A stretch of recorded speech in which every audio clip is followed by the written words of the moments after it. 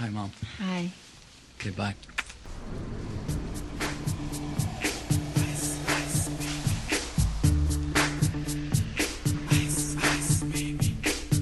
Hey, guys. Looks like your free ride's over, huh?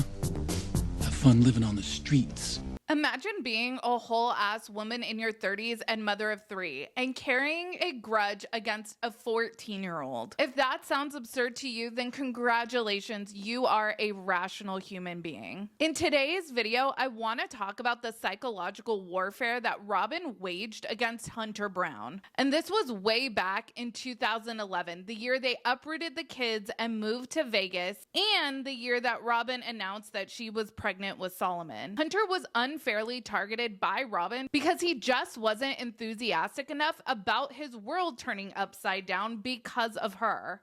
We have a lot to discuss. Let's get into today's video.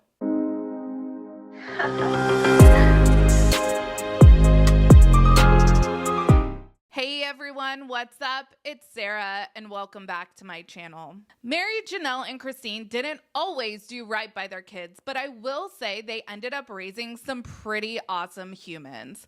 The kids in the Brown family seem to be growing into amazing and thriving adults. And this is in spite of their father, and that is just lovely to see. It's what keeps a lot of us watching the show and following the family. Hunter Brown might be my favorite of all the kids. He has accomplished a lot academically. He has a lot to be proud of with going to the Air Force Academy and Johns Hopkins. He also goes out of his way to be there for all of his siblings. He was there in New Jersey for Isabel when she was recovering from back surgery. He was there again in North Carolina when Isabel moved in with Madison. He is said to have a very close bond with Truly, and he was Logan's best man during his October 2022 nuptials. Family is obviously very important to Hunter. This is evident on the show and in real life. Something that is talked about from time to time on social media is this bizarre grudge that Robyn held against Hunter when she first came into the family. At the time when watching the show, it kind of just seemed like Robyn was a little bit extra in her feelings about the actions of a literal teenager. But looking back now with the 2023 lens we have and seeing what has transpired with the family, I think Robyn's actions and intentions were a lot more sinister.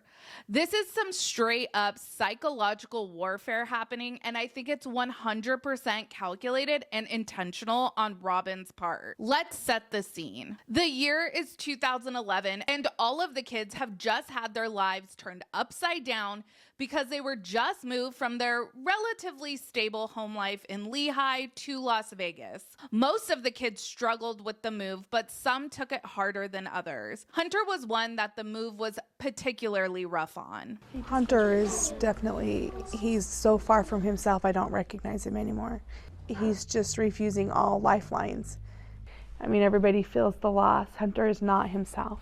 In 2011, Hunter is 14 years old. Being a teen is hard. Being a teen on reality TV, I can only imagine, is really hard. Being a teen on reality TV, having to move because your dad says he's gonna go to jail, but really it's because he's bringing in a new wife. It's no wonder that Hunter was meh about Robyn. Right after the family arrives in Las Vegas, I mean, they are still settling in. Robyn announces she is pregnant and gets boo hurt that the kids aren't shitting themselves with excitement. Mom's gonna have a baby. Hey! I'm hoping that everybody, was okay with it. And I was like, oh shoot, I was, sorry. I noticed Hunter wasn't saying much, and I kind of looked at everybody. I was looking for reactions from everybody. It stung a little bit because I wasn't really sure at the time, what to think. It was always strange to me that Robyn seemed to single out Hunter when there were other kids equally not excited about her pregnancy announcement. Maybe it was because Hunter was willing to say what all the other kids were thinking. I honestly think we already have almost more kids than we can handle. We don't need to be having more kids. It's impossible for Hunter to have been able to anticipate the show's success. What Hunter did know was already having his dad's time and attention spread super thin. Things like money and food were tight, and sometimes the kids had to do without. McKelty recently recalled on her Patreon times that they had to eat stale bread to avoid going hungry. They're barely getting by as a family of 3 moms, 1 dad, and 12, almost 13 kids. Now dad is bringing in another wife who has 3 kids already. That's 4 more mouths to feed. It reminds me of Will Ferrell in Step Brothers. What the fuck happened? Hey! I got a belly full of white dog crap in me.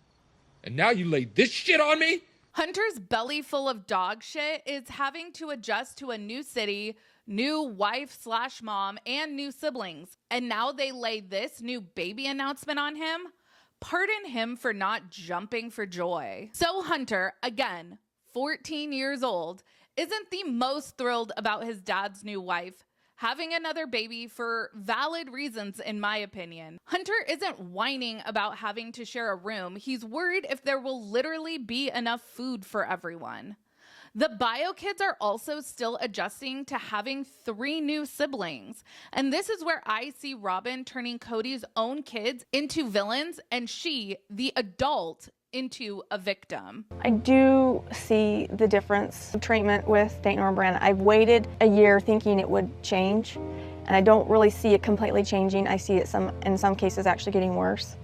If Dayton, Aurora, and Brianna don't feel like they're a part of this family, they can choose at a certain age to not be with me anymore. Robyn describes to us the problems her kids are having being accepted by Kody's existing kids. The kids are the rational ones in all of this, correctly pointing out that, hey, you just can't accept no problems at all when blending a family. We know Dayton, Aurora, and Brianna come from a different family, but you can't tell us to change. Yeah, we're making changes. They have to make changes as well. It was a situation. You can't expect a massive amount of change to come along without situations boiling over. That's what happened. And this is that psychological warfare I'm talking about. Robyn plants the seed that, oh, Kody, if your kids aren't nicer to my kids, they may go live with their biological father. And how could they do that to me? If I lose my kids, it will be your kids' fault. I've mentioned before that Kody and Robyn did a piss poor job at blending families, and ultimately it was the kids that suffered. It wasn't fair to the biological kids, and it also wasn't fair to Dayton, Aurora, and Brianna. It was shitty all around. As we see now, Kody will choose one household over another, and he absolutely will choose his new young bride over kids he's already had for a bunch of years. I cannot believe Robyn held this grudge for an entire ass pregnancy, almost a whole year, but she did. She talks after giving birth to Solomon about just how hurt she's been by Hunter. When Hunter came in after Solomon was born, he's a little hesitant with me, and I've been hurt by it. You know what's interesting? We've seen Hunter post photos with Dayton on his Instagram. Peyton has talked about how he considers Dayton, Aurora, and Brianna his full siblings. But from the kids that have spoken out, namely Peyton and Gwen, we know that Robyn has never been easy to get along with. Gwen specifically recalled on her YouTube channel one time when she was a kid being excited about Solomon's birth because they were going to have a sibling by Robyn, and Robyn freaked out. The kids can't win. Even if they do get excited about Robyn having a baby, Robyn will still find a way to make it a negative experience if literal children don't phrase their sentences perfectly. Honestly, I have a feeling shit got real dark between Robyn, Gabe, and Garrison during the filming of season 17, if what we see of how she treated Hunter is any indication. Let me know your thoughts down in the comments. As always, make sure you like this video, subscribe to my channel, and join us in the Facebook group if that is something that interests you. Follow me on Instagram and Twitter at realiteasquad, and I will catch you guys in the next video. Take care. Have a good one. Much love.